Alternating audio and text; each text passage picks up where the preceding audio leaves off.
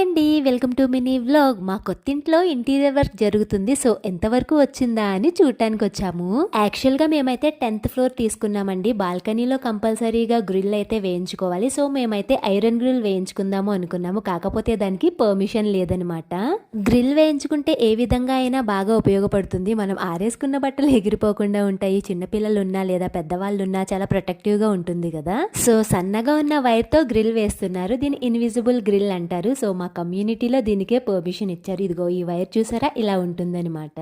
నాకు ఒక విషయం మాత్రం చాలా బాగా అర్థమైందండి. ఇల్లంటే మాటలు కాదు, ప్రతి చిన్న విషయానికి కూడా చాలా డబ్బులు ఖర్చు అవుతాయి. అందుకే మన పెద్దలు అంటుంటారు కదండి, ఇల్లు కట్టి చూడు పెళ్లి చేసి చూడు అని. దీని అర్థం నాకు ఇప్పుడే తెలుస్తుంది.